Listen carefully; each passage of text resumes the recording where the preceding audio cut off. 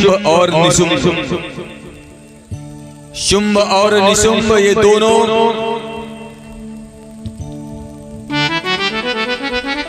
सभी देवताओं के यज्ञ को भाग को छीन लिया और जाकर के जो है स्वर्ग पर भी अपना अधिकार जमा लिया, इंद्रासन छीन लिया। पुरा शुंभ निशुंभा श्याम शुराभ्याम शचीपते और त्रैलोक्यम यज्ञाभागाश्च हृता मद बलाश्रयात्। पूर्व काल की बात है ये सब, जिसमें निशुंभ ने सबके यज्ञ भाग को छीनकर और तावे सूर्य ताम तदवधिकारं तथैन दाम और कौवीर मतयाम्यम चा चक्राति वरुणस्य चा। सूर्य, चंद्रमा और कुबेर, वरुण, यम सभी के अधिकारों को जब छीन लिया शुंभ और निशुंभ ने, देवताओं को अपमानित कर दिया शुंभ और निशुंभ ने, स्वर्ग से भगा दिया शुंभ और निशुंभ ने देवताओं को। तब जानते हैं भगवान विष्णु के साथ सभी देवता जाकर के, ब्रह्मा के साथ सभी देवता जा करके, भगवान शंकर के साथ सभी मतलब सब लोग सभी देवता जा करके और स्तुति शुरू की हिमालय पर स्तुति शुरू की। हम लोग नमस्तस्यै नमस्तस्यै नमस्तस्यै नमो नमः, नमस्तस्यै नमस्तस्यै नमस्तस्यै नमो नमः।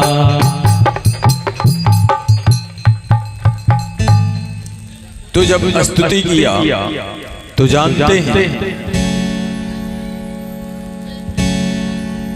तब माँ ने कहा कि क्यों तुम लोग शुंभ और निशुंभ से पराजित होकर के स्तुति कर रहे हो? तो जानते हैं पार्वती मैया के शरीर से, अब ध्यान से सुनिए, प्रसंग को ध्यान से सुनिए। माता जी की आप लोग देखिए, ये कथा आपको सब लोग बताएंगे नहीं समझा बुझा कर, माताओं को तो और ध्यान से सुनना चाहिए। पार्वती मैया के शरीर से देखते ही देखते एक कौशकी मैया का प्रादुर्भाव हुआ। बोलिए कौशकी मैया की जय। और जब कौशकी मैया प्रकट होती हैं का प्रादुर्भाव होता है तो जानते हैं क्या हो जाता है? पार्वती मैया का शरीर काला पड़ जाता है। जब पार्वती मैया का शरीर काला पड़ जाता है तो वही कालिका मैया हो जाती है। बोलिए कालिका मैया की जय। आप सप्तम काल रात्रि, 7वें दिन काल रात्रि की पूजा करते हैं। मैं उन्हीं का प्रसंग आपको सुना रहा हूं, जो कालिका मैया के नाम से विख्यात हो गई। कब कालिका मैया कब बनी? जब पार्वती माता की स्तुति किसने की? देवताओं ने की। शुंभ निशुंभ से पराजित होने के बाद तब जो है कालिका मैया से, वो पार्वती मैया से एक देवी प्रकट होती हैं, कौशिकी मैया। और पार्वती मैया का शरीर उसी समय काला पड़ जाता है। वो कौन सी मैया हो जाती हैं? कालरात्रि मैया हो जाती हैं। समझ गए? कथा समझ में आ रही है माई? आ रही है? अच्छा, अब आगे देखिए। तो वो जो कौशिकी मैया जो प्रकट होती हैं वो बहुत देखने में बहुत सुंदर है। तो जानते हैं शुंभ और निशुंभ ये दोनों जो है इनके दूत, इनके सेनापति दूत एक तरीके से ये जो है शुंभ और चंड और मुंड, शुंभ और निशुंभ के जो है दूत चंड और मुंड ये भी बहुत बड़े राक्षस थे, बड़े बड़े शक्तिशाली थे। तो ये इन्होंने देखा किसको? कौशिकी मैया को। और जब कौशिकी मैया को देखा तो देख करके फिर शुंभ के पास गए। सुनते रहिएगा, चंड और मुंड जो इसके जो इनके दूत हैं शुंभ और निशुंभ के, शुंभ और निशुंभ के दूत कौन है माई? चंड और मुंड। ये दोनों देख करके शुंभ के पास गए और शुंभ से कहते हैं कि मैंने इतनी सुंदर एक नारी देखी है, एक स्त्री देखी है, इतनी मनोहर, इतनी दिव्य क्रांति वाली, इतनी परम सुंदर स्त्री देखी है जो पूरे हिमालय पर प्रकाश फैला रही है। किससे कहते हैं? शुंभ से। शुंभ बहुत बड़ा दैत्य है, बहुत बड़ा राक्षस है, अभी मैंने उसके बारे में बताया। शुंभ और निशुंभ और इसके ये दूत हैं चंड और मुंड। इन्होंने देखा और जाकर के शुंभ से बताया। तो जानते हैं क्या बताया? कहा नयो तात्विक क्वचिद्रूपम दृष्टम केनचिदुत्तम अज्ञायतां काप्यशौ देवी अगुहितां च सुरेश्वर। कहा हे शुंभ, अपने राजा को बताया, कहा ऐसी सुंदर स्त्री कभी मैंने देखा नहीं है। आप पता करो कि वो कहाँ, उसको लाना है, उसको पता करके आप ले आइए। शुंभ ने बताना शुरू, शुंभ को बता रहे हैं ये चंड और मुंड, कह रहे हैं वो स्त्रियों में सबसे रत्न है, उसका अंग अंग बहुत सुंदर है। और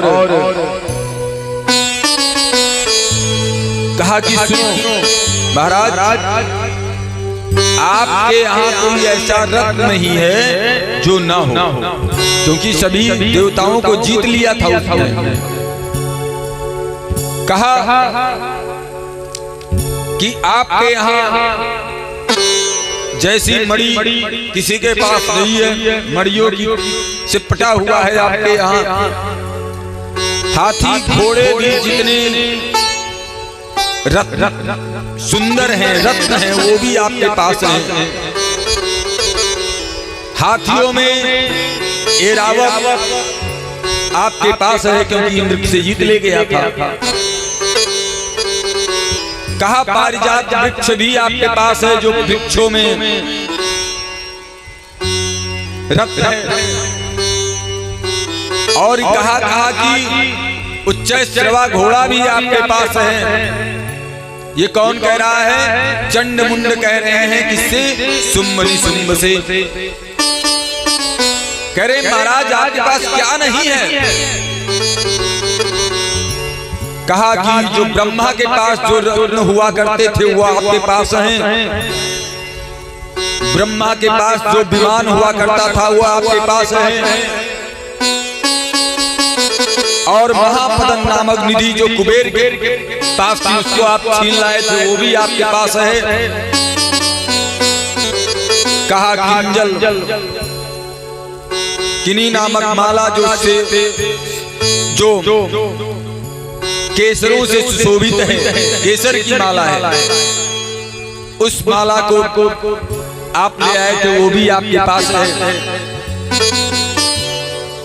और यही नहीं, जो सोना की वर्षा करता है, स्वर्ण की वर्षा जो करता है, वरुण का छत्र जो प्रजापतियों के पास था, उसको भी आप ले आए हैं, वो भी आपके पास है। ये कौन कह रहा है? चंडमुंड कह रहे हैं शुंभ और निशुंभ से। और यही नहीं, वरुण के पास जो समुद्र से निकले हुए जितने रत्न थे, उस रत्नों को आप ले आए वरुण से, वो भी आपके पास है। और यही नहीं, कहा अग्नि ने तो डर के मारे स्वतः ही आपको अपने वस्त्रों को अर्पित कर दिया था, वो भी आपके पास है। महाराज आपके पास क्या नहीं है? आपके पास सब है। अब एक ही चीज नहीं है जो आप वो रत्न, स्त्रियों में जो रत्न जो मैंने देखा है हिमालय में, जो प्रकाशवान, जो प्रकाश फैला रही है, वही नहीं है। उसको लेकर के आओ महाराज। कैसे भी तो जानते हैं फिर क्या किया? एवं दैत्येन्द्र रत्नानि समस्तान्यता हृतानि ते और इति रत्न मेघा कल्याणी त्वया कर्माणि गृह्यते। कहा स्त्रियों में जो रत्न है वो, उसको आप लेकर के आइए, उस पर आपका ही अधिकार है महाराज। किसने कहा? चंडमुंड ने कहा। किससे कहा? शुंभ निशुंभ से कहा। शुंभ से कहा। तो चंडमुंड का वचन सुनकर के जो शुंभ है, शुंभ ने अपने सबसे बड़े महादैत्य जिसका नाम सुग्रीव था, सुग्रीव को दूत बना करके भेजा। कहा कि जाओ हमारी बात को उस स्त्री के सामने, उस नारी के सामने रख देना। तो वो दूत बन के जाता है सुग्रीव, और वहां पर कौशकी मैया विराजमान है। तो जानते हैं वो जा करके क्या कहता है? सभी बातें, वही सब बातें बताता है। कहता है कौशकी मैया से, क्या कहता है वो? सुग्रीव जाके कहता है कि देखिए हमारे जो महाराज हैं, महाराज के पास कोई ऐसा रत्न नहीं है जो ना हो। कहा समुद्र से निकले हुए सभी रत्न, उच्चैश्रवा घोड़ा, ऐरावत हाथी, जितने भी रत्न हैं, जो अभी सभी रत्नों को मैंने आपको गिनाया, उन्हीं सभी रत्नों को बताया। कहा ये सभी रत्न मेरे पास हैं।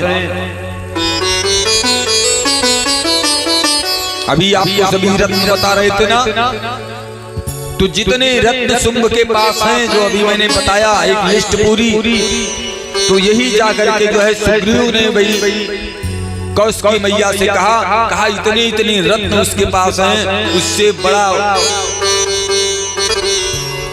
कोई हो नहीं सकता। किसी चीज की कमी उसके पास नहीं है, उसके बराबर का पूरे कहीं पूरे ब्रह्मांड में हो नहीं सकता। और तुम इतनी सुंदर हो, तुम्हारी सुंदरता उसी के पास ही अच्छी लगेगी। और कहा कि तुम भी उन्हीं रत्नों पे चलो और शामिल हो जाओ। कौशकी मैया से कहा। किसने कहा? सुग्रीव ने कहा। इत्युक्ता शतदा देवी गंभीरांतः स्मित था जगौ और दुर्गा भगवती भद्रा येदं धारिते जगत। दूत के कहने पर देवी भगवती परांबा भगवती मुस्कुराने लगी। कौशकी मैया मुस्कुराने लगी और मुस्कुरा करके कहती हैं कि तुमने कुछ गलत नहीं कहा है सुग्रीव, तुमने बहुत सही कहा है। शुंभ तो तीनों लोगों का स्वामी है और निशुंभ भी उसी के समान बलवान है। ये किसने कहा? कौशकी मैया ने सुग्रीव से कहा। लेकिन मेरी बुद्धि में थोड़ी मंद बुद्धि की हूँ। मंद बुद्धि की वजह से मैंने एक प्रतिज्ञा कर ली।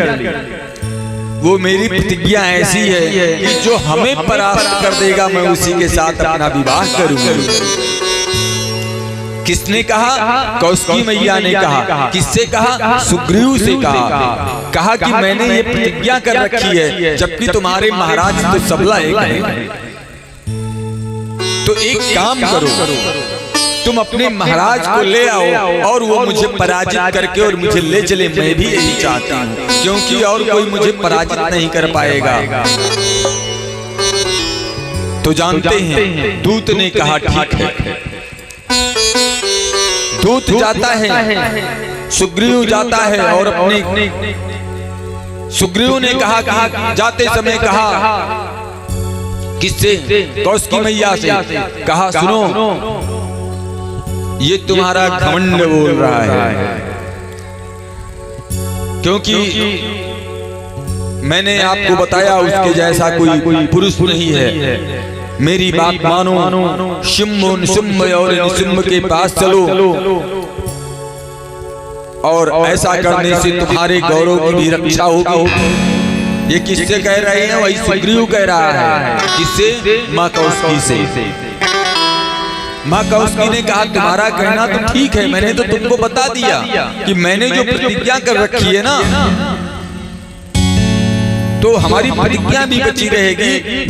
दैत्यराज को बुला लाओ और मुझे ले चले। जब कौशिकी ने ऐसा कहा तो वो दैत्यराज से जाकर के जब कहा सुग्रीव ने, तो दैत्यराज बड़ा क्रोधित हो गया। कौन? शुम्भ बड़ा क्रोधित हुआ, बहुत क्रोधित हो गया शुम्भ, और उसने अपने सेनापति धूम्रलोचन को बुलाया। धूम्रलोचन को बुलाने के बाद में कहा भेज जाओ और उस स्त्री को अगर वो मेरी बात समझाओ, अगर वो नहीं मानती है तो उसके केसों को पकड़ो और घसीटते हुए मेरे पास ले आओ। किसने कहा? शुम्भ ने कहा। किससे कहा? धूम्रलोचन अपने सेनापति से कहा। तो धूम्रलोचन 60,000 सेना लेकर के जाता है।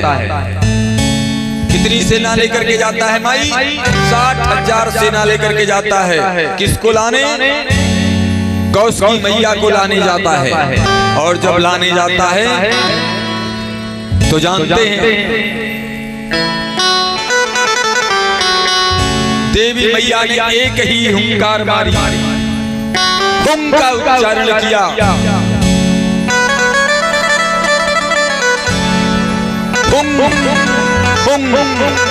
जैसे हुं का उच्चारण किया तो माता जी का जो शेर है वो उछल करके छलांग लगा करके और सेना पर टूट पड़ता है। सिंगार दुत्थाय कौपाद, सिंगार दुत्थाय कौपाद, धड़ धड़ धड़ाओ माना भवानी। जैसे वो माता जी बोलती हैं हम,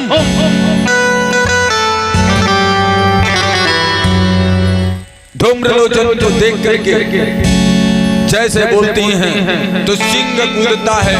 सिंगार दुत्थाय कौपाद, धड़ धड़ धड़ाओ माना भवानी। और शत्रुणाम सशस्त्र पाता ही तड़ाओ तो शिरांसी, तेषां रक्तं पिबन्ति गुटप गुटप घोटयन्ति पिशाचं, तृप्तांसं हसन्ति खलखला खलखला शम्भुवः पुनातु। सिंह जो है दौड़ कर चढ़ जाता है, उस सेना को बिगाड़ने लगता है। अपने पंजों से कुछ को मुंह से चबा लेता है, कुछ को अपने पंजों से बिगाड़ देता है। और जानते हैं तेषां रक्तं पिबन्ति गुटगुटं घोटयन्ति पिशाचं, और तृप्तां तृप्तां ससंतिं माता जी खिलखिला खिलखिला के हंसती हैं और इसे काट देती हैं। जानते हैं माता जी का जो वाहन है दौड़ दौड़ दौड़ करके अपने जबड़ों से पकड़ पकड़ करके ऐसे राक्षसों को झिटक लेता है और झिटक करके अब कितना खा जाए झिटक करके छोड़ देता है, पंजों से मारकर बिगाड़ देता है। सिंगार उठाए गौपात माता जी का सिंह इतना क्रोधित है कि सेना को अकेले उसी ने समाप्त कर दिया। जो 60,000 की सेना थी उसको मार करके बिगाड़ दिया। जानते हैं धूम्रलोचन को माता जी ने पकड़कर उसकी बालों को ऐसे पकड़ के उठा लिया और उठा करके अपनी तलवार से उसकी गर्दन काट दी। धूम्रलोचन के मरने के बाद बोलिए धूम्रलोचन मर्दनी मैया की। धूम्रलोचन के मर्दन के बाद शुम्भ ने 2 दैत्यों को भेजा। वो दैत्य कौन से हैं? चंड और मुंड। जब चंड और मुंड को भेजा बहुत बड़ी सेना लेकर के चंड मुंड पहुंचे तो माता जी खिलखिला के हंसती हैं और खिलखिला खिलखिला के जब हंसती हैं तो जानते हैं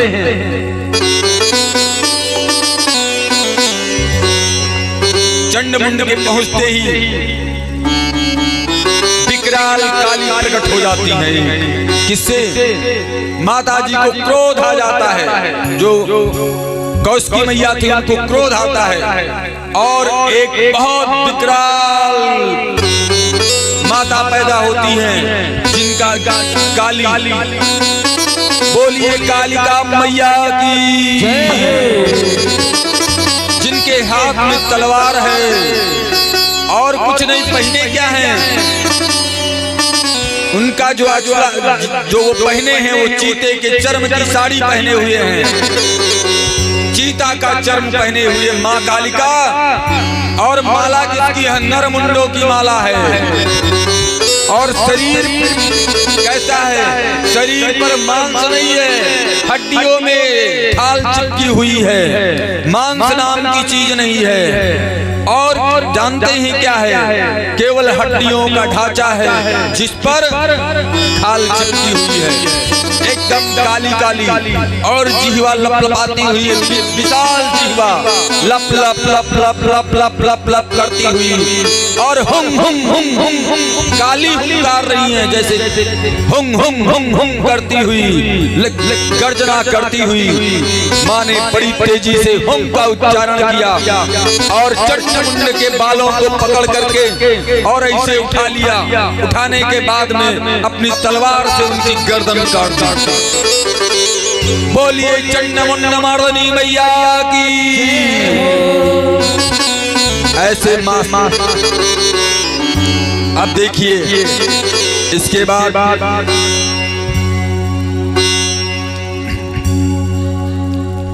शुम्भ निशुम्भ को बहुत क्रोध आया। जब चंड मुंड का वध हो गया तो जानते हैं शुम्भ निशुम्भ को बहुत क्रोध आया और जितनी सेना थी संपूर्ण सेना को लेकर के, पूरी सेना को लेकर के शुम्भ और निशुम्भ खुद ही चल दिए लड़ने के लिए। जब खुद पहुंचते हैं लड़ने के लिए, माई उधर ध्यान रहेगा, आपको कथा समझ में नहीं आएगा। हम आपको समझाने की कोशिश करते हैं। कालिका मैया की कथा चल रही है, कालिका मैया की जिसकी आप पूजा आज कर रही हैं, कालिका मैया की। तो शुम्भ निशुम्भ को क्रोध आया जब देखा मेरी पूरी सेना मर गई, चंड मुंड भी मारे गए। तो जानते हैं अधायुध नामक का जो उसका सेनापति था उसको बुलाया। उसने 86 सेनापतियों की सेना लेकर के चल दिया। सोचिए कितनी बड़ी सेना थी। कंब नामक सेनापति 84 सेना नायकों की सेना लेकर के चलता है। कोटवीर नामक सेनापति 50 सेनापतियों की सेना लेकर के चलता है। और ताम्रकुल नामक सेनापति 100 सेनापतियों की सेना लेकर के चलता है। सुनिए सोचिए कितनी बड़ी सेना पहुंचती है। शुंभ स्वयं युद्ध करने चला, माता ने धनुष को टंकारा और माता जी के धनुष टंकारते ही जानते हैं ब्रह्मा के तेज से ब्रह्मा की शक्ति निकलती है। ब्रह्मा के तेज से ब्रह्मा की शक्ति निकलती है। कौन? ब्रह्माणी। ब्रह्मा की शक्ति कौन है? ब्रह्माणी। शंकर के तेज से शंकर की शक्ति निकलती है। शंकर की शक्ति कौन है? माहेश्वरी। कार्तिकेय की शक्ति कौन है? सबकी ऐसे शक्ति निकल रही है। विष्णु की शक्ति वाराही और इंद्र की शक्ति ऐन्द्री। ऐसे ऐसे जो है ब्रह्मा की शक्ति जो निकलती है, हंस पर सवाल होकर के कमंडल एक हाथ में लेकर के लड़ने के लिए चल देती है, एक हाथ में त्रिशूल। शंकर की जो शक्ति है वो वृषभ पर सवार होकर के त्रिशूल लेकर के लड़ने के लिए निकल सकती है। कार्तिकेय की जो शक्ति है वो मोर पर सवार होकर के अब त्रिशूल लेकर के निकल पड़ती है। और भगवान विष्णु की जो शक्ति है वाराही, वो खड़ग लेकर के एक हाथ में शंख लेकर के गरुड़ पर सवार होकर के निकलती हैं। ऐसे ऐसे जितने भी देवता हैं सबकी शक्तियां सब अपने अपने वाहनों पर लेकर के तलवार और त्रिशूल निकल पड़ती हैं, सब लड़ने लगती हैं। तो जब सब लड़ने लगती हैं तो मैंने आपको कैसे लड़ती हैं? जिमी चलई कृपाणा अति गम साना किसी किसाना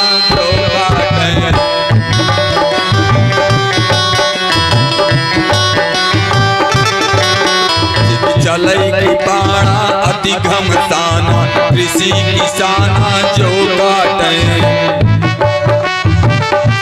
जैसे गेहूं काटती है ना, धान की फसल काटती है, ऐसे ही एक का सर नहीं, माताजी 10-10 राक्षसों का सर ऐसे एक साथ पकड़ती हैं, बालों को जटाओं को पकड़ लेती हैं और अपनी तलवार से ऐसे खड़क से काट देती हैं।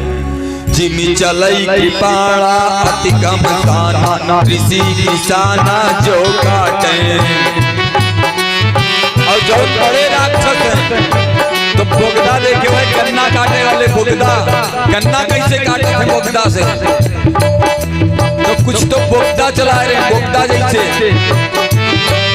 जिमी चलई कृपाणा अति कम साना कृषि किसाना जो काटे।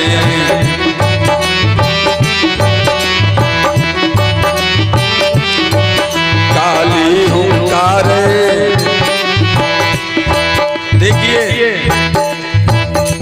उसी में एक राक्षस और आ गया जिसका नाम था रक्तबीज। उसी सेना में रक्तबीज भी आ गया। तो रक्तबीज के जब सर काटते थे ना सर, तो जिससे जितने बीज बूंद खून जमीन पर गिर जाता था उतने रक्तबीज तैयार हो जाते थे। तो संख्या घटने के बजाय बढ़ने लगी। तो जानते हैं फिर एक से काली माई के साथ में एक से ऐसी माता जी की रूप में कुछ और आ गई। और वो क्या कहती हैं, वो सब अपना अपना वो लेकर के हाथ में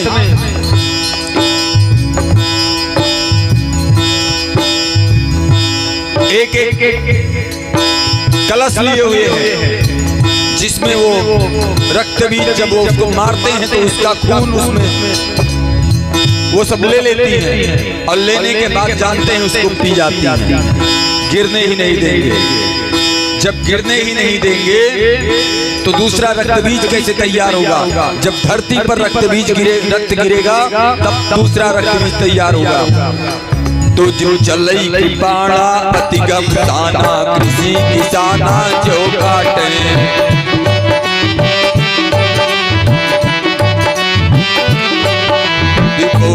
बब कई चोगिन चबकई तन अब कई मुख चाटे।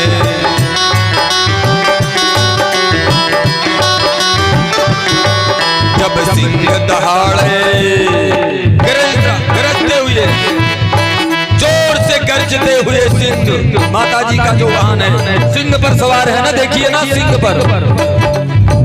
जब सिंह दहाड़ता है, जब सिंह दहाड़े फौज बिडारे, सिंह दहाड़े फौज बिडारे, पकड़ी पछाड़े धई डाटे।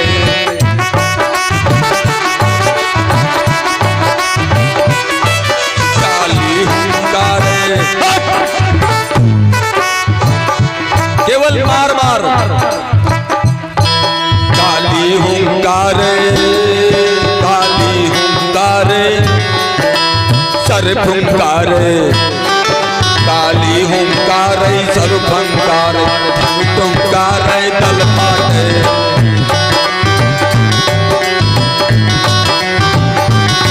जैसे ही धनुष की टंकार होती है, तमाम तो बाहरे अंधे हो जाते हैं, और उधर कांड भी चल रहा है, और दूतियां जो आई हैं वो सब रक्त बीज के खून को ऐसे लेकर के, जानते हैं, घुटम घुट घुटम घूट पंती साचम तेसाम रक्तम पिबंतिम, घुट घुटम घूटयन्ति पिशाचम। सब रक्त बीजों के खून को पी जाती हैं, एक भी रक्त बीज का खून नहीं गिरने देती हैं। धीरे धीरे रक्त बीज का भी संहार हो जाता है। बोलिए रक्त बीज मर्दन मैया की। और जानते हैं फिर सुम्म निसुम्म को क्या वो ऐसे टांग लेती हैं दोनों हाथों से, माता जी टांग लेती हैं, और टांगने के बाद जानते हैं जोर से हुंकार करते हुए अपने कृपाण से उनके, जैसे किसान अपनी फसल को काटता है, ऐसे ही माता जी अपने खड़क से उसका वध कर देती हैं। बोलिए शुम्भ अनुशुम्भ मर्दन मैया की।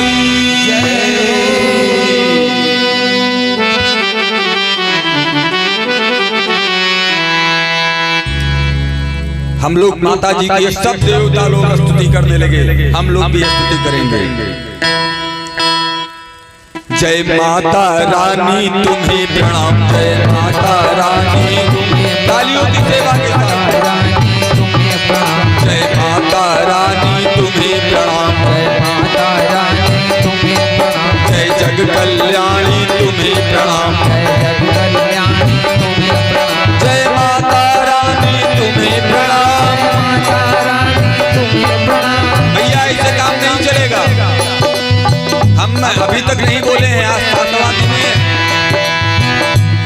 ये 8वां दिन, आज 8वां दिन है, आज हम मानेंगे नहीं, आज बोलना ही पड़ेगा आपको। जय माता रानी तुम्हें प्रणाम, जय माता रानी, जय माता रानी, जय जग कल्याणी। आप नहीं बोलेंगे, इसको बंद करेंगे, मैं आवाज सुनना चाहता हूँ, उधर से आवाज आनी चाहिए। जय माता रानी, जय माता रानी, आवाज आनी चाहिए, ऐसे काम नहीं चलेगा। जय माता रानी तुम्हें प्रणाम, जय माता रानी तुम्हें प्रणाम। भाइयों आप लोग भी जय माता रानी तुम्हें प्रणाम, जय माता रानी, जय माता रानी तुम्हें प्रणाम, जय जग कल्याणी प्रणाम, जय माता रानी तुम्हें प्रणाम, जय जग कल्याणी तुम्हें प्रणाम।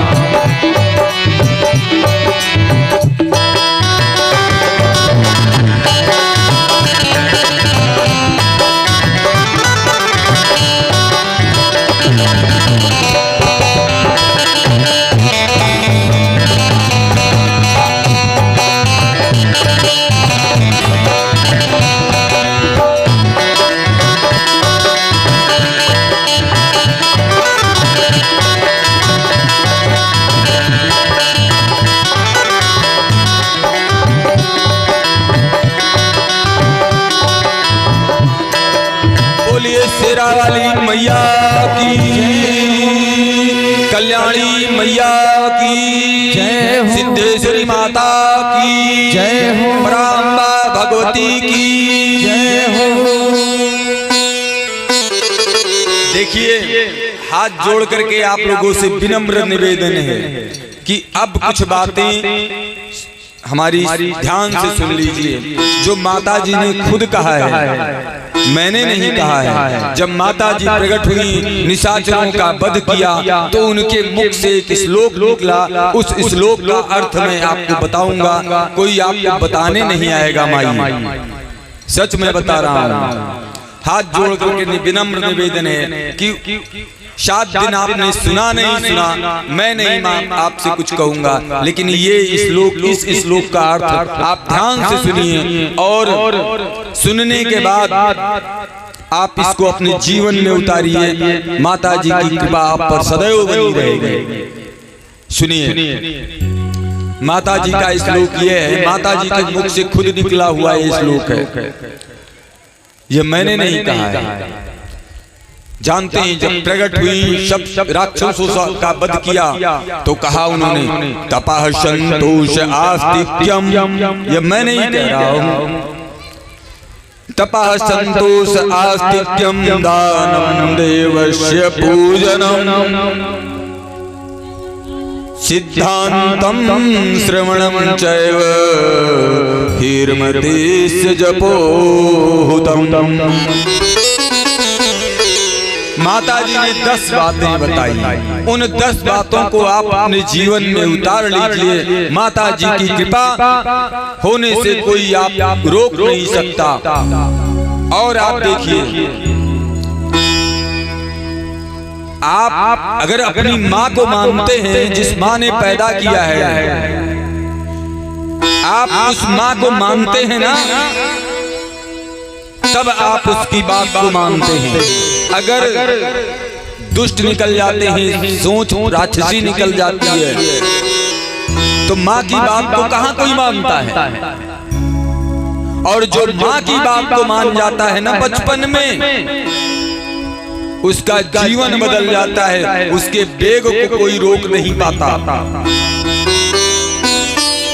तो एक तो जन्म देने वाली माँ है, जिसकी बात आपको बचपन में मानना है, और एक शेरा वाली माँ है, जिसने 10 बातें बताई।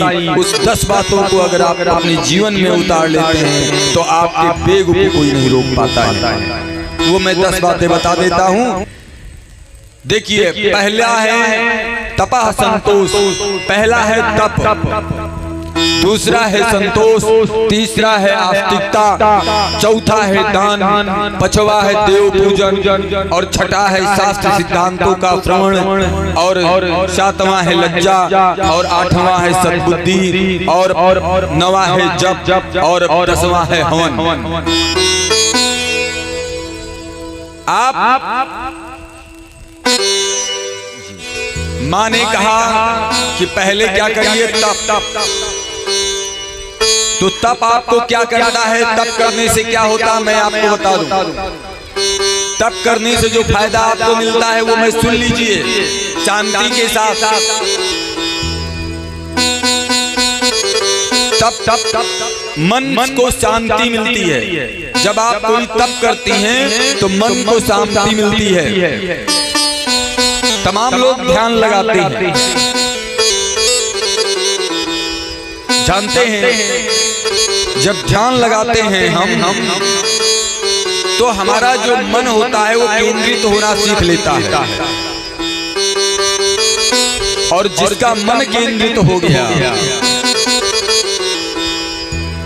उसका मन जो है शांत मन रहता है हमेशा। और इससे जानते हैं क्या होता है, शारीरिक और मानसिक रोगों का नाश होता है ध्यान लगाने से। दूसरा मैं बता रहा हूं, दूसरा है संतोष। संतोष, अगर व्यक्ति को संतोष आ जाए, संतोष करना आ जाए, माई जो संतोषी व्यक्ति होता है, संतोषी पुरुष जो होता है, मनुष्य के अंदर बहुत बड़ी इच्छाएं होती हैं। मनुष्य के अंदर इच्छाओं की कमी नहीं होती है माई।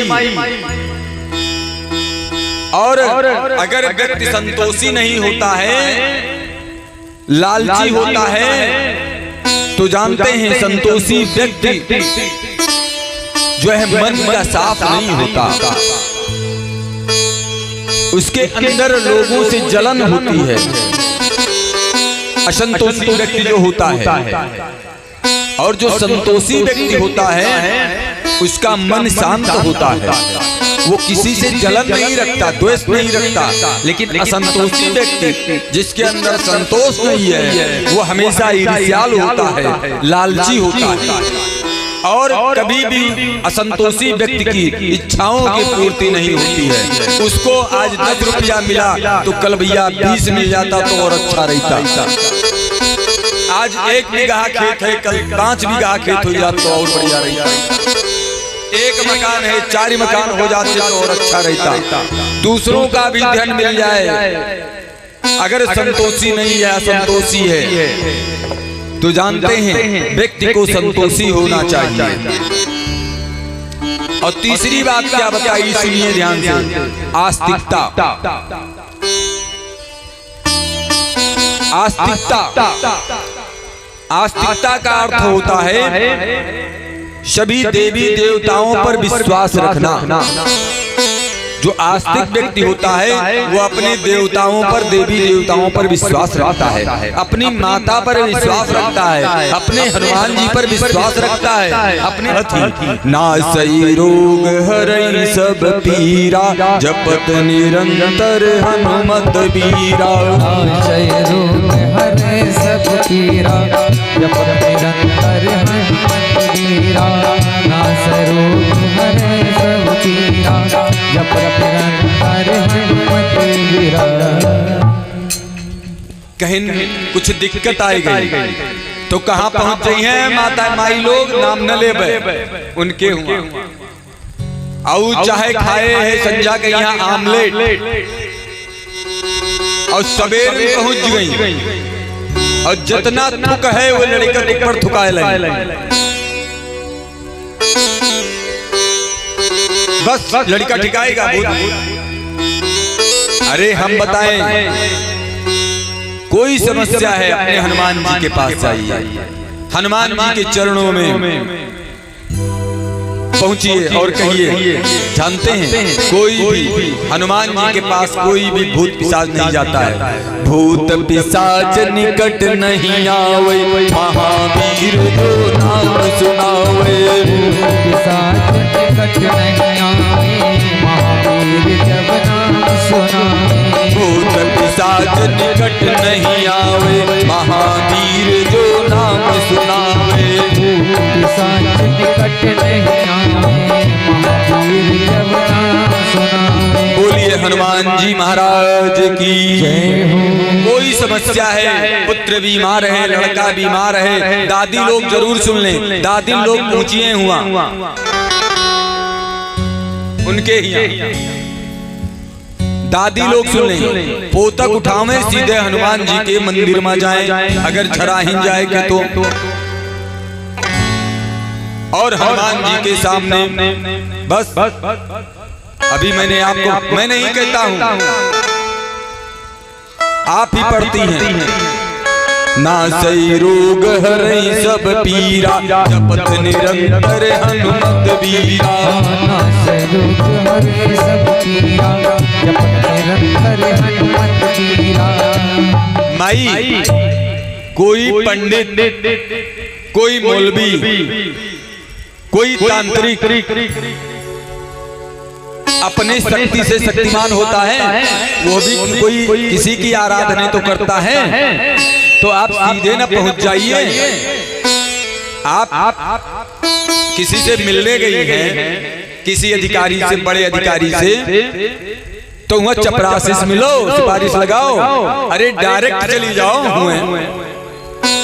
तो हमारे हनुमान जी के पास डायरेक्ट पहुंच जाइए, किसी से सिफारिश लगवाने की क्या जरूरत है, सीधे पहुंचिए उन्हीं के पास। और जय जय जय हनुमान गोसाई, जय जय जय हनुमान गोसाई, हनुमान गोसाई, जय जय जय हनुमान गोसाई। हनुमान जी महाराज कृपा करो गुरुदेव की नाई, कृपा करो गुरुदेव की नाई, कृपा करहु गुरुदेव की नाई, कृपा करहु गुरुदेव की नाई।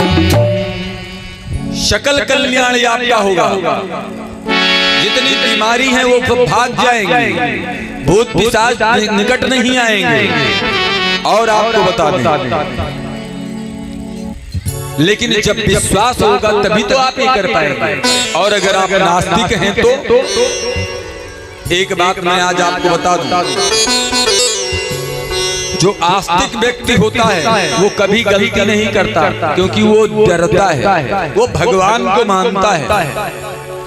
और जो नास्तिक व्यक्ति होता है वो उस पर कभी भरोसा नहीं करना। मैं आज आपको बता दूं, हमारी बात जितने भी सुन रहे हैं, माताएं जो सुन रही हैं, बहनें जो सुन रही हैं, मेरे भाई जो सुन रहे हैं, मेरे मित्र जो सुन रहे हैं, अगर कोई व्यक्ति आपको नास्तिक दिख जाए तो उस व्यक्ति से होशियार रहना, क्योंकि नास्तिक व्यक्ति से कभी कोई भी गलती हो सकती है, क्योंकि वो ईश्वर को नहीं मानता है। जो ईश्वर को नहीं मानता है वो कोई भी गलती कर सकता है, वो चोरी भी कर सकता है, क्योंकि उसको यह नहीं पता है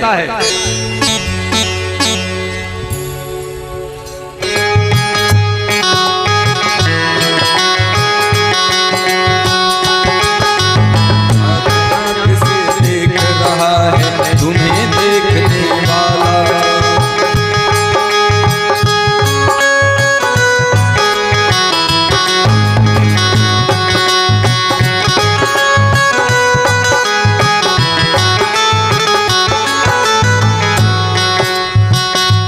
जो व्यक्ति नास्तिक है वो कुछ भी गलती कर सकता है, चोरी वो कर सकता है, कत्ल वो कर सकता है, किसी को नीचा वो गिरा सकता है, नीचा वो दिखा सकता है। जानते हैं, क्योंकि वो भगवान को नहीं मानता, वो ईश्वर को नहीं मानता। और आपको बता, मैं उनको बताना चाहता हूं, मैं ईश्वर को दिखाना चाहता हूं।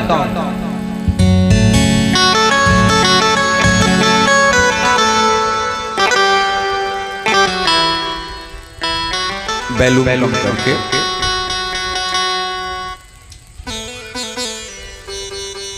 ये बताइए कि आप की आत्मा अंदर है कि नहीं है? ईश्वर नहीं है तो आप भी नहीं है।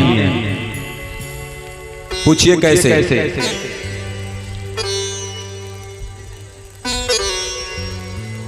ये बताइए,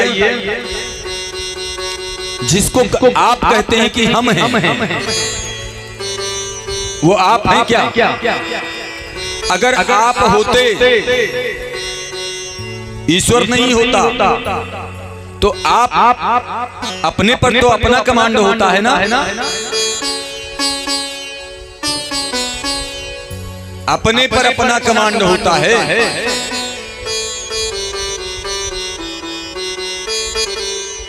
किसी भी डॉक्टर के पास आज तक कोई ऐसा डॉक्टर नहीं मिला जिसने निकाल करके मेमोरी या चिप की तरीके से रख दिया है कि ये तुम्हारी आत्मा है।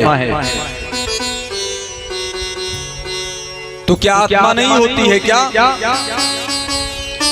अगर आत्मा नहीं होती तो आपका हाथ चलता, पैर चलता, ये कार्य होता जो आप कर रहे हैं।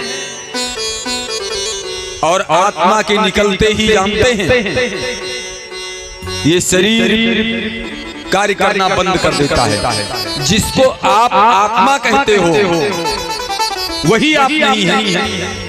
जिसको हम आप कहते हो कि हम हैं, वही आप नहीं है। और आप ईश्वर को चैलेंज करते हो। जिसको आप खुद मानते हो कि मैं अंदर बैठा हूं इस शरीर में, वो मैं आप नहीं है। वो मैं आप ही नहीं। वो भी ईश्वर का ही अंश है, उसी का उस पर जो है कमांड है, आपका नहीं है। ईश्वर अंश जीव अविनाशी, ईश्वर अंश सब ईश्वर का ही अंश है।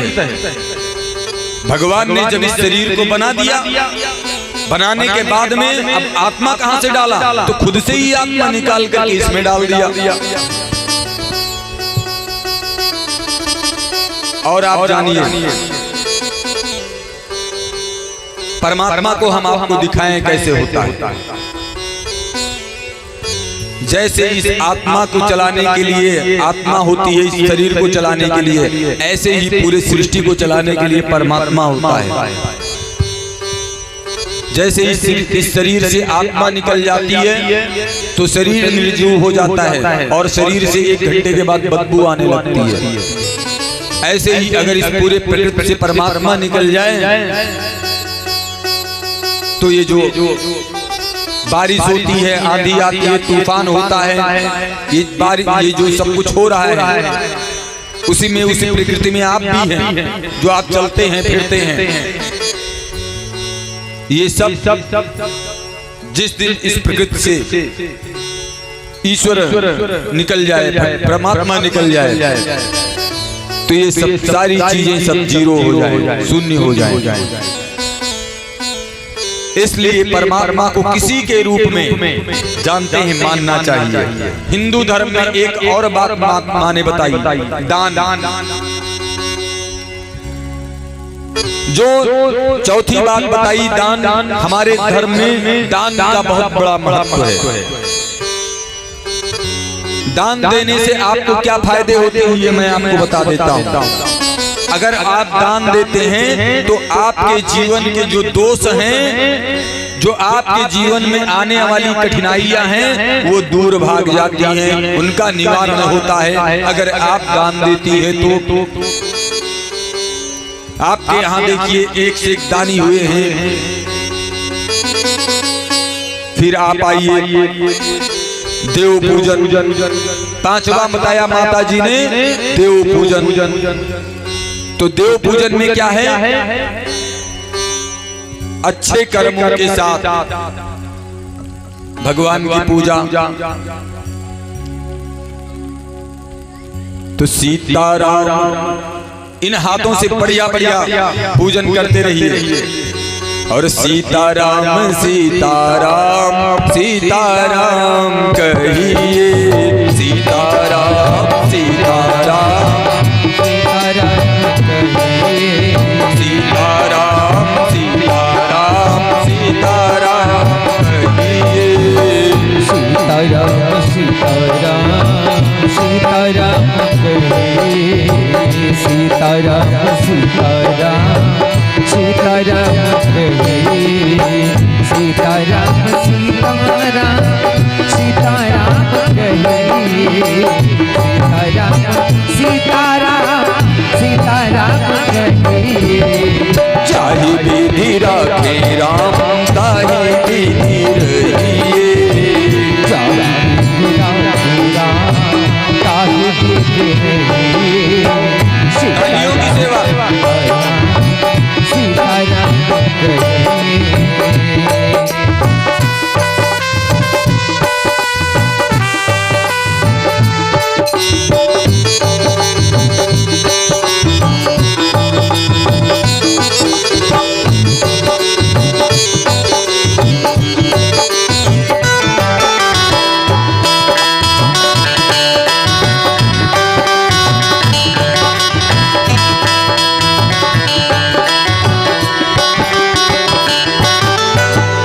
मुख में हो राम नाम, राम सेवा हाथ में,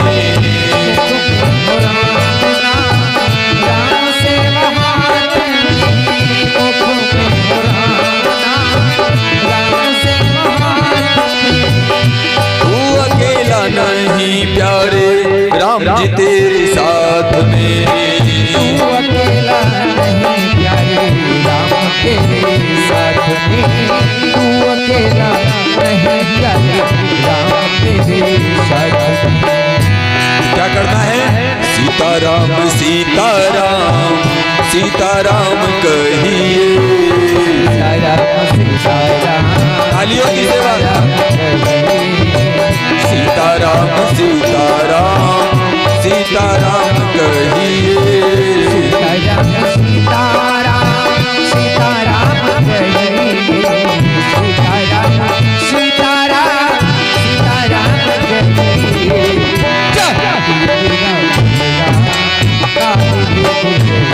भाई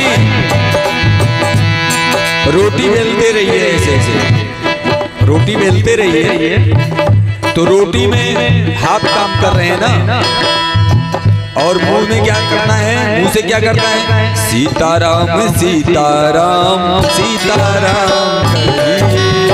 सीताराम सीताराम सीताराम कहिए। चाहे विधि राधे राम ताहि विधि रहिए।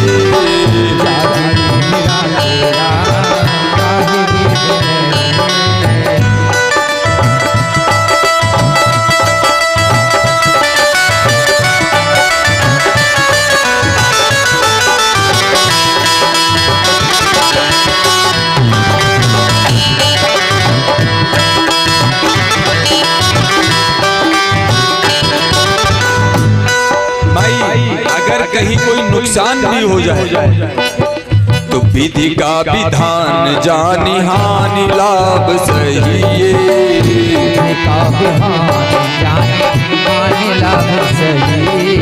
जानते हैं क्यों? भगवान ने कुछ कामों को अपने हाथ में ले रखा है। हानि लाभ जीवन मरण जैसे अब जैसे विधि हाथ, ये आपके हाथ में नहीं होता है, ये भगवान के हाथ में है। तो फिर हम क्यों चिंता करें?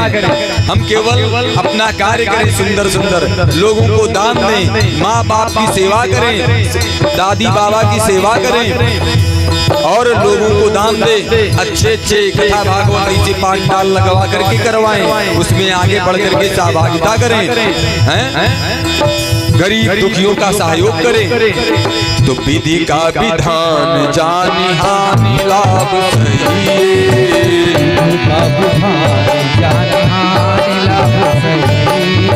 विधि का विधान जानी हानि लाभ सहिए।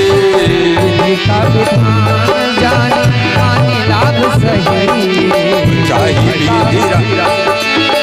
विधि का विधान जान आने लाभ सहिए। विधि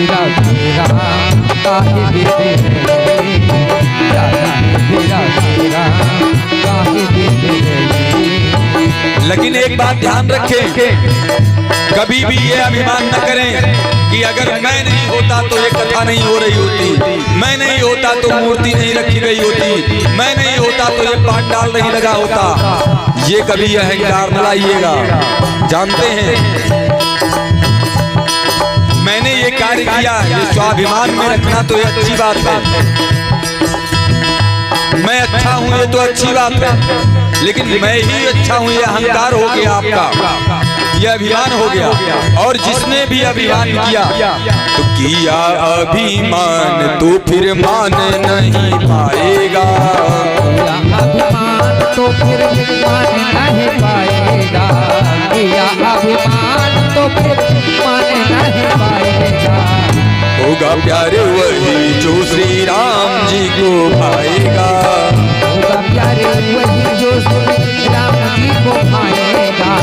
होगा प्यारे वही जो श्री राम जी को भाएगा। इसलिए सुंदर सुंदर कार्य करिए, पूजा अर्चना करिए, दान दीजिए, पेड़ पौधे लगाइए और क्या करिए? माँ बाप की सेवा करिए, दादी बाबा की सेवा करिए, अच्छे कार्य करिए, ऐसे पांडाल लगाइए। और इसलिए न लगाइए कि इसका मुझे क्या फल होगा क्या नहीं होगा।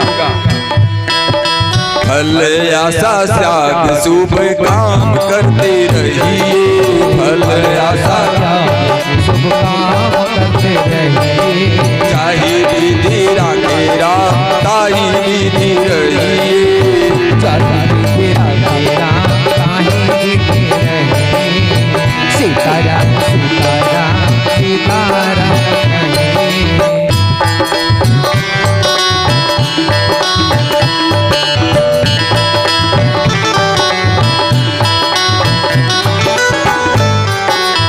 देखिए दो प्रसंग हम चार्ट में बताएंगे। एक महाभारत का प्रसंग और एक जानते हैं जो महाभारत का प्रसंग है उसमें द्रौपदी ने क्या किया था, भगवान को कब याद किया। सबसे पहले अपने पतियों के पास गई, वहां बैठे सभापतियों के पास गई, भीष्म पितामह के पास गई, द्रोणाचार्य के पास गई और सबसे लास्ट में क्या किया, सबसे आखिरी में भगवान के पास गई। तो जब भगवान के पास गई तो कहती हैं कि इतनी देर क्यों कर दिया। तो भगवान ने कहा कि तुमने क्या किया, तुम सबसे बाद में मेरे पास आई ही। तो जब आप देर से जाती हैं तो भगवान को उतनी ज्यादा ही मेहनत करनी पड़ती है। और यही नहीं, एक श्रीमद् भागवत में एक हाथी गजराज की कथा आपने सुनी होगी। जब गजराज को जो है वो उसके अंदर जो एक घड़ियाल रहता था उसको जब पकड़ लिया, ये कथा आपने भागवत में सुनी होगी। जब गजराज के पैरों को पकड़ा तो गजराज ने जानते हैं क्या किया, उसका बहुत बड़ा परिवार था, हाथनियां तमाम थी, सूंड में सूंड फंसाया और लगे एक दूसरे खींचने। और जब वो सब समझी कि अब ये डूब ही जाएगा तब छोड़ा। और गजराज भी जब डूबने लगा एकदम डूबने की स्थिति में आ गया। तो ये बताइए तब वो आप कहते हैं कि दौड़ करके उसने पुष्प तोड़ लिया और भगवान को पुष्प दिखा दिया। अरे जब कोई डूब रहा था तो पुष्प कहाँ मिल गया उसको? पुष्प नहीं, हम अर्थ नहीं समझ पाते। सुमन लिखा है और सुमन माने केवल पुष्प ही नहीं होता है, सुमन माने आपका सुंदर मन भी होता है। उसने भगवान को याद किया और सुंदर मन भगवान के चरणों में समर्पित किया और कहा प्रभु अब आपके सिवा कोई नहीं मुझे बचा सकता। तो जानते हैं तो भगवान को अपने भक्त को बचाने के लिए इतनी तेज वहां से दौड़ना पड़ा कि गरुड़ उतनी तेज नहीं आ सकता था, क्योंकि इतना समय नहीं था, गरुड़ की स्पीड उतनी ही थी। भगवान ने वहीं जो है गरुड़ को छोड़ा और खुद गरुड़ से तेज दौड़ करके आए और गजराज को बचाया। तो हम हमेशा भगवान को समय पर याद करें, सुंदर मन को समर्पित करते रहें। जानते हैं हम जब प्रेम से किसी को बुलाते हैं, दिल में रो ले गयो सांवरिया ओढ़ की काली कांवरिया, दिल में रो ले गयो सांवरिया। सब लोग गाइए, दिल में रो ले गयो सांवरिया ओढ़ की काली कांवरिया, दिल में रो ले गयो सांवरिया ओढ़ के काली कांवरिया, ओढ़ के काली कांवरिया।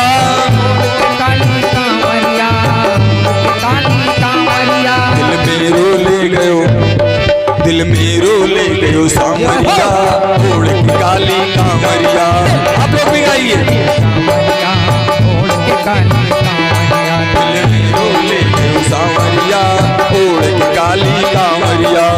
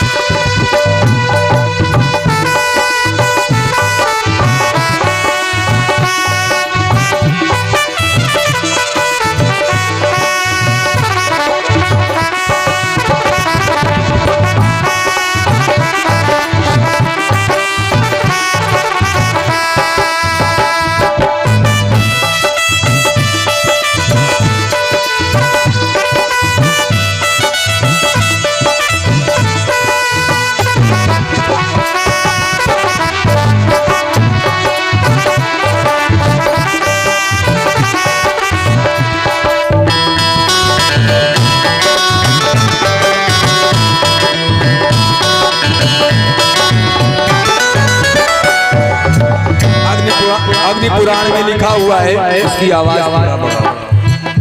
थोड़ा बढ़ाओ। अग्नि पुराण में लिखा हुआ है कि जब हम किसी देवता के पास जाते हैं, सामने होते हैं, तो वो हमारी बात को सुनते हैं। अब आप ये जानिए, हम माला जप रहे होते हैं और ध्यान कहीं और होता है। हम माला जप रहे होते हैं और कोई फोन आ रहा होता है, हम उठा लेते हैं। समझ गए? हम जितनी देर भगवान, एक सेकंड के लिए भगवान के पास जाए, एक पल के लिए जाए, लेकिन उतनी देर भगवान के पास रहे, आपका मन भगवान के पास हो। जानते हैं उस समय भगवान आपसे बात करते हैं। अगर इस बात को आप जान जाएं, कोई समस्या आपको है, अगर आप उस समस्या को लेकर के भगवान के पास गए हैं, तो जब आप शांत मन से, प्रेम से गए हैं, तो उसी समय आपके अंदर ही जो आवाज आ जाएगी, आप जो निर्णय नहीं ले पा रहे होंगे, वो भगवान की ही आवाज होगी। लेकिन जब आप शांत मन से भगवान के सामने खड़े हैं, जानते हैं भगवान कहते हैं, ये आप बताइए, कलावा तोड़ करके चढ़ाते हैं, पढ़ते हैं वस्त्रों का मंत्र, सर्वभूषादि केशव में लोक लज्जा निवारिणी मयोपाधि ते तुभ्यम प्रियताम वासनी में। माता जी की पढ़ते हैं और कलावा चढ़ाते हैं। इतनी बड़ी माँ है, कलावा चढ़ाते हैं, कहते हैं वस्त्रम उपवस्त्रम समर्पयामि। ये बताइए भगवान क्या कहते हैं? जानते हैं कि आपके कलावा चढ़ाने से हमें वस्त्र नहीं मिलेगा। अरे आप उसको वस्त्र पहनाने की बात करते हैं जिसके एक उंगली उठाने पर 9,999 हाथ की साड़ी द्रौपदी के लिए आ जाती है। द्रौपदी करे पुकार रे, आ जाओ एक बार रे, द्रौपदी करे पुकार रे, द्रौपदी करे पुकार रे, आ जाओ एक बार रे, द्रौपदी करे पुकार रे।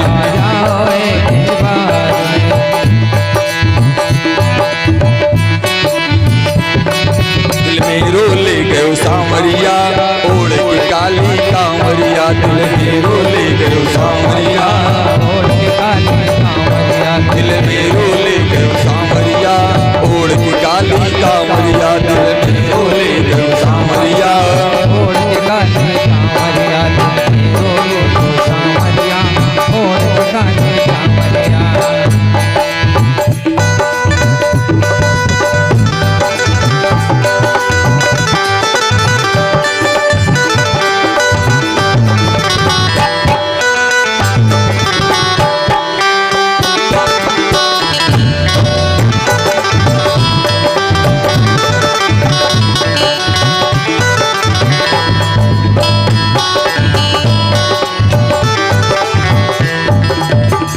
देखिए हम कहीं भी यात्रा कर रहे हैं, अपने पूजा गृह में जाएं, प्रणाम करें और आप भगवान पर विश्वास करके यात्रा करें।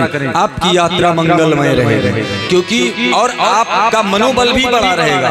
वैज्ञानिक दृष्टि से आपके पॉजिटिव सोच रहेगी। समझ गए? तो आप काम करते रहिए और ये आप जान लीजिए भगवान आज भी आते हैं। एक प्रसंग सुना दें। एक भक्त राज लड़ैया, माई सुनिएगा बड़ी ध्यान से। एक भक्त लड़ैया हुए हैं, सुना दें फिर आगे बढ़ाएं, शास्त्र सिद्धांतों का श्रवण फिर आगे बढ़ाएं। तो वो जो है भक्त लड़ैया ऐसे हैं कि बहुत ज्यादा खाते हैं, अपने माँ बाप के पास रहते हैं। धीरे धीरे स्थिति ये हुई कि वो ज्यादा खाने की वजह से माँ बाप जब खत्म हो गए, नहीं रह गए, तो उनके भाई और भाभी ने उनको भगा दिया घर से। अच्छा, ये ज्यादा खाते थे तो जहां खाते थे वहीं ढनक जाते, उठ पाते नहीं थे घंटों। तो भाई और भौजाई ने सोचा कि ये न कुछ करते हैं न धरते हैं, और जितना पूरा परिवार और अड़ोसी पड़ोसी सब खा जाएं उतना ये अकेले खाते हैं। तो भगा दिया घर से। भक्त भैया चले गए तो चलते जा रहे थे, रास्ते में एक आश्रम पड़ा। उस आश्रम में जो है देखा एक गुरुजी बैठे हुए, कुंतलानंदी गुरुजी बैठे थे। तो भक्त भैया ने देखा कि हाँ ये इतना मोटे ताजे कुंतलों के हैं ये गुरुजी, इसका मतलब यहाँ खूब खाने के लिए होता है। भाई खूब खाते हैं तभी तो मोटे ताजे हैं, तो यहाँ खाने की कमी नहीं है, भोजन की कमी नहीं है। तो भक्त भैया पहुंचे अपने जो है गुरुजी के पास, और गुरुजी से कहा कि महाराज, तब तक देखा और भी चेले आ गए, वो भी कुंतलानंदी। तो कहा अब तो कोई टेंशन नहीं, इसका मतलब बढ़िया खाने को मिलता है। तो चेलों से मिले भक्त भैया और कहा कि ये बताओ कि हम भी रहना चाहते हैं। तो कहा तो गुरुजी से मंत्र लेना पड़ेगा। तो कहा हमें भी मंत्र दिलवा दो। तो गुरुजी से मंत्र ले लिया। भक्त भैया को गुरुजी ने मंत्र दे दिया। भक्त भैया ने कहा करना क्या पड़ेगा? कहा करना ये पड़ेगा कि आरती के समय घंटी बजा दिया करना। अच्छा बजा दिया करेंगे। कहा दोनों टाइम पूजा जब होगी आरती तो घंटी बजा दिया करना। कहा ठीक। कहा इतने काम? कहा इतने काम। तो कहा खाने के लिए? कहा जितना खा पाओ सुबह से शाम तक उतना खाओ, यहाँ जो है खाने की भोजन की कमी नहीं है। भक्त भैया बहुत प्रसन्न हुआ।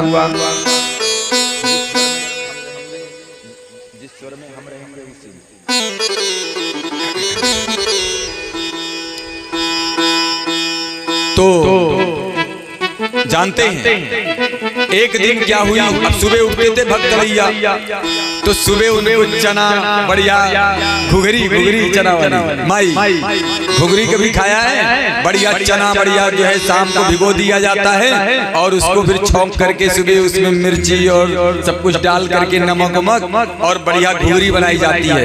ये घुघरी जो है नाग पंचमी के दिन, गुड़िया के दिन ज्यादा बनता है, और वो घुघरी प्रतिदिन वहाँ बन रहा है। अब घुघरी बढ़िया सुबह मिल जा रहा है, चाय मिल जा रही है, किसी दिन हलवा मिल जा रहा है, किसी दिन दलिया मिलती है, खूब खाते हैं। और दोपहर में बढ़िया दाल चावल रोटी सब्जी बढ़िया सब मिल रहा है, खूब चकाचक बढ़िया काटते हैं भक्त भैया। न कोई काम न धाम, केवल घंटी बजा देते हैं और दिन भर तान करके सोते हैं। अब जानते हैं एक दिन आ गई एकादशी, अभी आने वाली है आगे, हैं शायद 11 को है। किस दिन है क्या एकादशी? आज कौन सी तारीख है? 13 को पड़ेगी एकादशी। 13 को एकादशी अभी आने वाली है। एकादशी आ गई। अब जब एकादशी आई तो एकादशी में भोजन वहां बना नहीं। भक्त भैया गए वहां, 8 बज गए 9 बज गए और तब तक वहां न घुघरी मिली न चना। अब फिर दौड़े गए अपने जो है शिष्यों के, अपने मित्रों के पास जो और थे गुरु भाई, उनके पास गए। कहा ये बताओ आज तो उधर सब सन्नाटा दिखाई देते, कुछ बात है का? आज कुछ नाई बने के का? तो गुरु भाई सब कहें तू नहीं जानते कि आज तो एकादशी है। तो कि एकादशी में क्या होता है? कि एकादशी में होता है कि आज कोई किसी को कुछ नहीं मिलेगा। सब वहाँ आश्रम में सब निराजली रहते थे। कहा आज यहाँ कुछ नहीं मिलेगा। कहा आज कुछ नहीं मिलेगा। कहा कब मिलेगा? कहा कल मिलेगा। तो कहा तब तो हम मरे।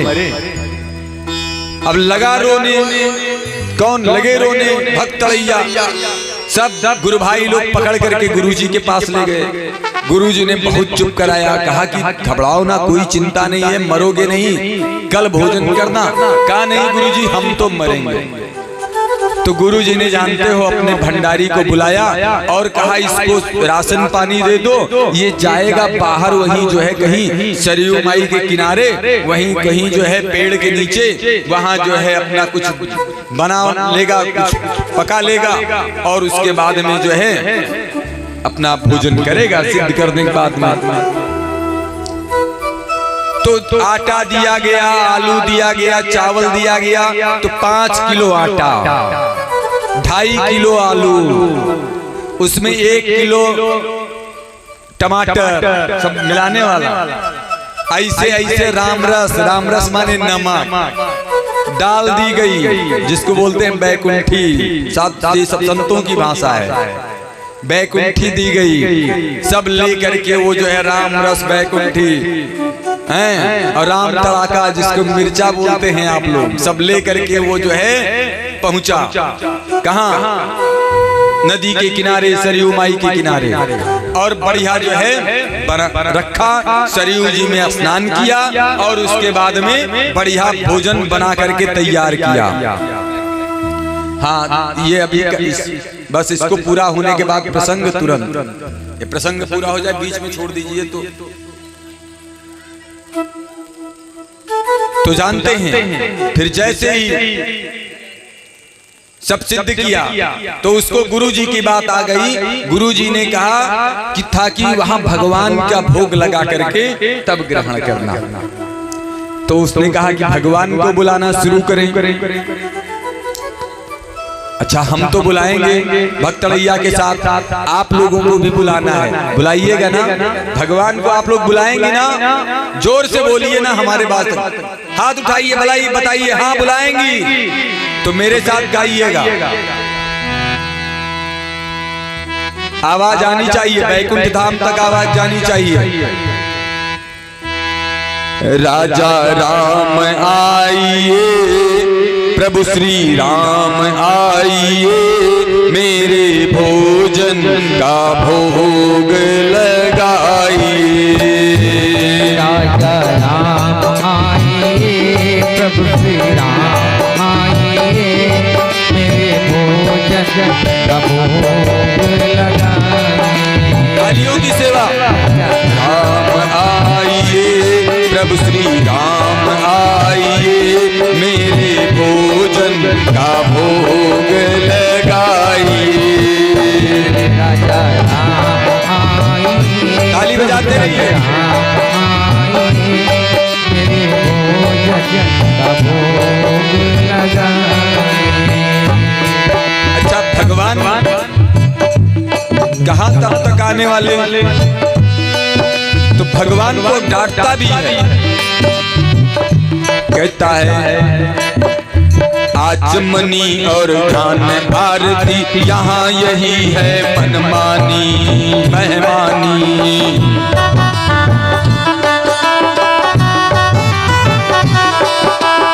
आचमनी और ध्यान आरती, यहाँ यही है मेहमानी, यहाँ यही है मनमानी।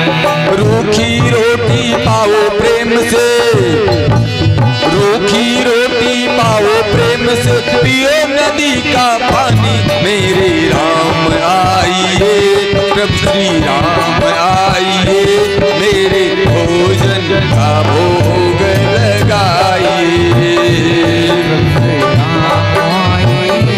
राजा राम आइए, मेरे भोजन का भोग लगाइए।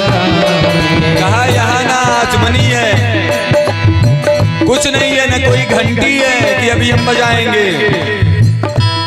यहाँ बस रूखी रोटी है, आ जाओ, नहीं तो आज वहाँ कुछ नहीं मिलने वाला। वहाँ है एकादशी, भूखे मर जाओगे, और यहाँ आओगे तो कुछ मिल जाएगा। मैंने जो बनाया है उसमें से कुछ ले लो, आ जाओ, कुछ आपके लिए भी बनाया है। आओ मेरे प्रभु श्री राम। मेरे राम आइए, प्रभु श्री राम आइए, मेरे भोजन का भोग लगाइए। मेरे बुलाइए बुलाइए भाई। प्रभु श्री राम आइए, मेरे भोजन का भोग लगाइए।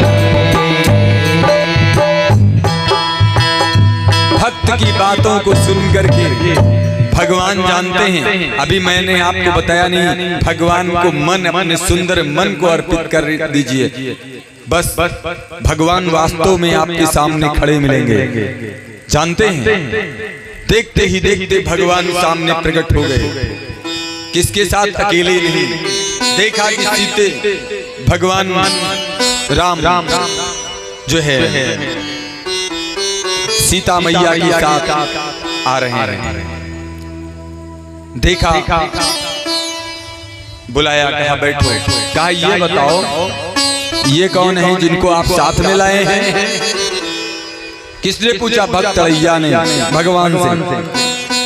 तो भगवान मुस्कुराए और कहा ये मेरी पत्नी है। कहा ये पत्नी आपकी? कहा हाँ। कहा आप इतने काले, इतने सांवले और पत्नी इतनी गोरी हैं? मैं मान लेता हूँ कि ठीक है आपकी पत्नी है, लेकिन मैंने आपको अकेले बुलाया था, दो भगवान आ गए। कहा सुनो, अब हम जहाँ भोजन करते हैं वहाँ पत्नी को भी ले जाते हैं। हम अगर ये कर्तव्य होता है किसी पति का कि अपने पत्नी की व्यवस्था भोजन की वो करे, तो अब हम भोजन जहाँ करेंगे वहाँ ये भी करेंगे, इसलिए इनको लाना पड़ा। तो कहा अच्छा ठीक है आज ले आए, चलो ठीक है भोजन मिल बांट करके भोजन कर लेते हैं। जब भगवान जाने लगे तब भक्त रैया ने कहा हे भगवान, हे प्रभु बताइए अगली बार कितने लोग आएंगे? भगवान मुस्कुराते रहे, मुस्कुराते हुए चले गए। और वो जाकर के अपने गुरुजी से कुछ नहीं कहा, आश्रम में किसी से कुछ नहीं कहा। 15 दिन बीता, फिर एकादशी आ गई। और जब एकादशी आई तब जाकर के उसने अपने गुरुजी से कहा हे गुरुजी, मैंने एक भगवान बुलाया, वहाँ 2 भगवान आ गए गुरुजी। और जब 2 भगवान आ गए तो मैं क्या करता? उसी में मिल बांट करके भोजन सबको ग्रहण करना पड़ा, प्रसाद लेना पड़ा। भगवान ने कहा, वो गुरुजी ने सोचा कि ये भूखा रह गया, कम पड़ गया, ज्यादा खाता ही है, भोजन इसका ज्यादा है। भंडारी को बुलाया, कहा इसको कुछ और बढ़ा दो। भंडारी ने जहाँ 5 किलो आटा दिया था 10 किलो आटा दिया, उसी के हिसाब से 5 किलो आलू कर दिया, उसी के हिसाब से और चीजें बढ़ा दी, टमाटर भी बढ़ा दिया, सब जितनी सामग्रियां थी सब बढ़ा दी। हो गया 25 किलो का गट्ठर सर पे रखा और पहुंच गया वहीं सरयू जी के किनारे और गट्ठर को रखा। और उसके बाद में फिर सिद्ध किया। भोजन को सिद्ध करने के बाद में जब भोजन तैयार हो गया तो फिर बुलाना शुरू किया। आप लोग माई लोग फिर बुलाइए, मेरे साथ बुलाइए, मिलजुल करके बुलाइए, बहुत आनंद आएगा। माई बुलाइए। राजा राम आइए, प्रभु श्री राम आइए, राजा राम आइए, सीता राम आइए, मेरे भोजन का भोग लगाइए। राजा राम आइए, सीता राम आइए, मेरे भोजन का भोग लगाइए। राजा बुलाइए बुलाइए माई बुलाइए, हाथ उठा के तालियों की सेवा। राजा राम आइए, सब श्री राम आइए, सीता राम आइए, मेरे भोजन का भोग लगाइए। राजा राम आइए, सीता राम आइए,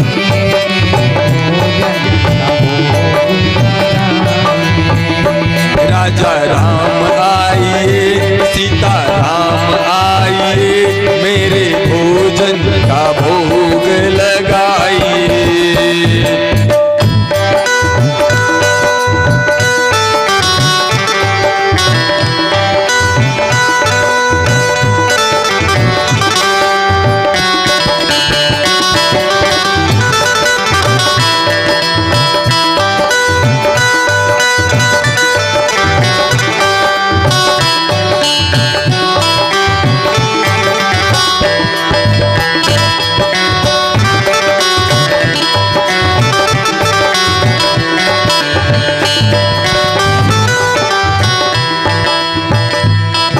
जैसे ही बुलाना शुरू किया, जानते हैं इस बार एक संख्या और बढ़ गई। राम लक्ष्मण और सीता मैया तीनों लोग जब देखा तीनों लोगों को तो भक्त तड़ैया को बड़ा क्रोध आया। कहा ये बताओ ये किसको ले आए, ये कौन है? भगवान ने मुस्कुराते हुए कहा ये मेरे भाई हैं छोटे। कहा ये आपके भाई हैं? अपना काले काले और भाई गोरा गोरा हैं? अपना करिया करिया भाई गोरा गोरा हैं? लेकिन अगर आप कहते हैं तो मैं मान लेता हूं कि आपके भाई हैं। ये बताओ दो लोगन बलावर आज तीन काहे आई हो? भगवान ने कहा मेरा छोटा भाई है, तैयार हो गया, कैसे न ले आए? तो कहा अच्छा ठीक है, आओ मिलजुल करके सब लोग भोजन ग्रहण कर लेते हैं, प्रसाद ग्रहण कर लेते हैं। सबने भोजन ग्रहण किया। फिर जब भगवान जाने लगे तो भक्त तड़ैया ने जानते ही क्या कहा, ए भगवान अगली बार कितने लोग आओगे ये बता दो। बार बार एक लोग बढ़ जाते हो, इस बार बताओ कितने लोग आओगे, बता के तब जाओ। भगवान मुस्कुराते हुए चले गए। भक्त की बात को सुन करके भगवान कुछ बोले नहीं। जानते हैं वो फिर गया आश्रम में भक्त तड़ैया और गुरुजी से नहीं बताया, कुछ नहीं बताया। 15 दिन बीता, फिर एकादशी। और जब 15 दिन बीता फिर एकादशी, तब गुरुजी से जाकर के मिला। गुरुजी के चरणों में गिर गया, रुगो रोने लगा। हे गुरुजी वहां पर मैंने 2 भगवान को बुलाया और इस बार 3 भगवान आ गए। तो जब कहा 3 भगवान आ गए तो गुरुजी ने कहा अपने भंडारी को बुलाया, कहा सुनो कुछ दाल में काला ये बेचता है, अब एक काम करो, इसको जितना मांगे दे दो और चुपके चुपके पीछे पीछे चलना है, छुपे छुपे देखना है कि ये करता क्या है। 50 किलो का गट्ठर उसके सर पे रखवा दिया। अब 50 किलो का गट्ठर और चिलचिलाती धूप, उसमें वो ले जा करके वहां से किलोमीटरों जाना था। वही सरयू घाट था किनारे, और एक बढ़िया सुंदर बरगद का पेड़ लगा था, उसी के नीचे उसको पहुंचना था।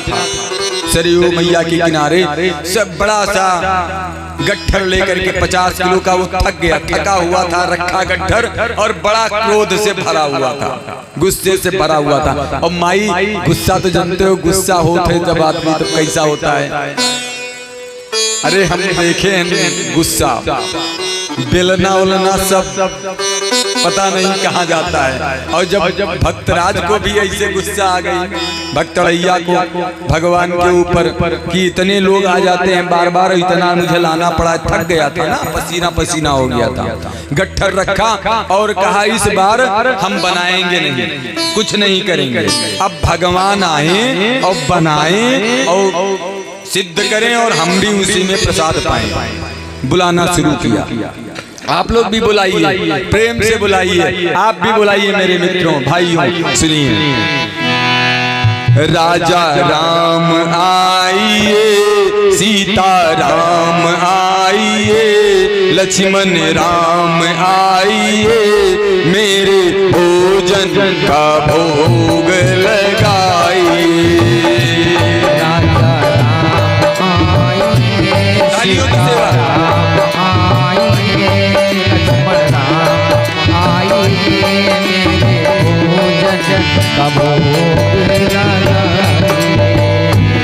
राजा राम आइए, सीता राम आइए, लक्ष्मण राम आइए, मेरे भोजन का भोग लगाइए।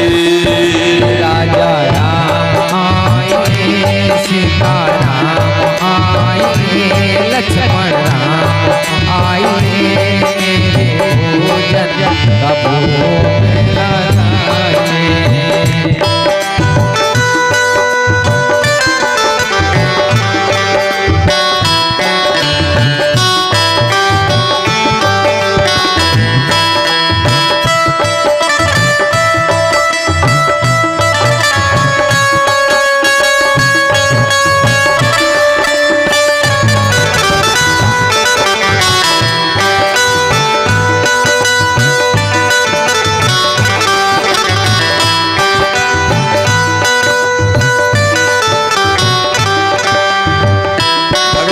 जैसे सुना जब जंगल में भक्त ने कीन्ही प्रेम पुकार, जब जंगल में तब छिन में प्रकट हुआ पूरा राम दरबार,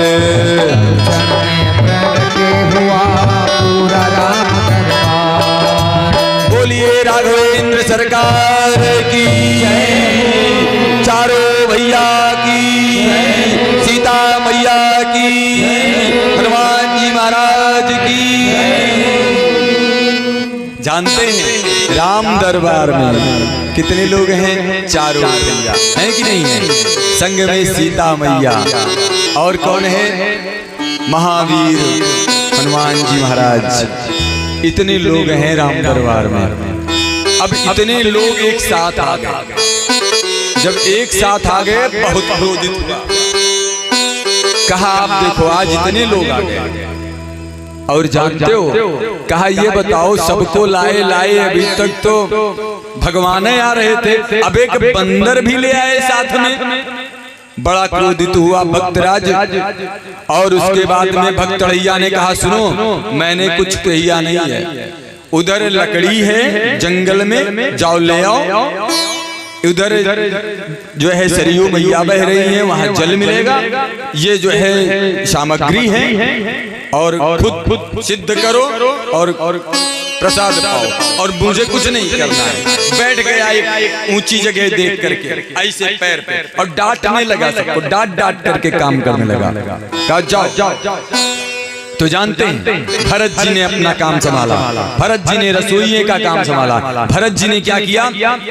विश्व भरण पोषण कर जोई, विश्व भरण पोषण कर जोई, आकर नाम भरत यस होई, आकर नाम भरत यस होई, विश्व भरण पोषण कर जोई, आकर नाम भरत यस होई। तो भरत जी जो विश्व का भरण पोषण करने वाले, भरत जी ने अपना काम संभाला। क्या किया? श्री भरत जी भंडारे बनाने लगे, श्री भरत जी भंडारे बनाने लगे, श्री भरत जी भंडारे बनाने लगे, श्री भरत जी भंडारे बनाने लगे, चुनकर लकड़ी लखन लाल लाने लगे, चुनकर लकड़ी लखन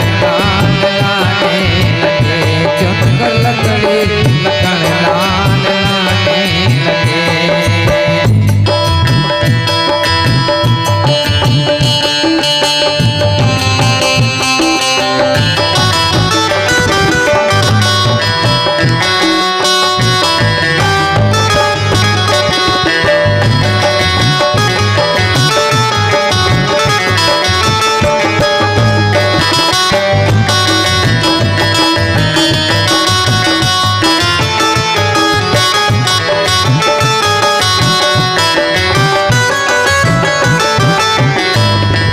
भरत जी ने तो अपना रसोई का काम संभाल लिया, और हनुमान जी ने क्या किया, और लक्ष्मण जी ने क्या किया? लकड़ी बीन बीन करके लाने लगे। और इधर पूछते पूछ से अंजनी चौका को, पूछते पूछ से अंजनी चौका को, पूछते पूछ से अंजनी चौका को, पूछते पूछ से अंजनी चौका को, और हाथों से पोछा लगाने लगे, और हाथों से पोछा लगाने लगे, और हाथों से पोछा लगाने लगे। कालियों की सेवा माई।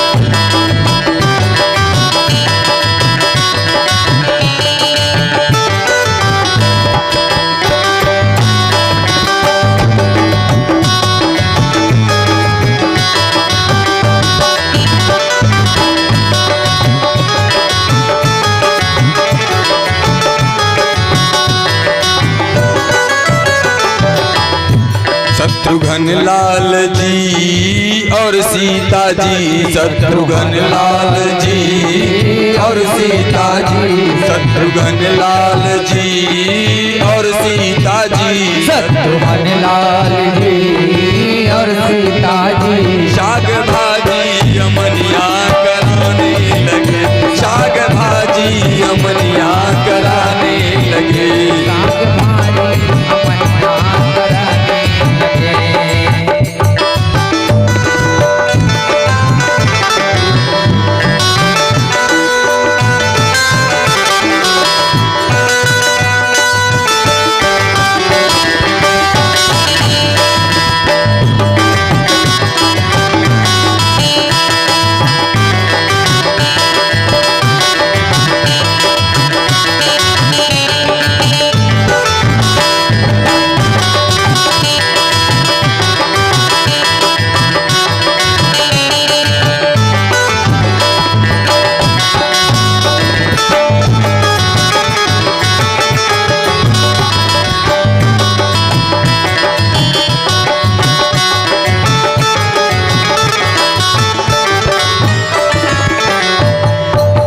बोलिए भक्त भगवान की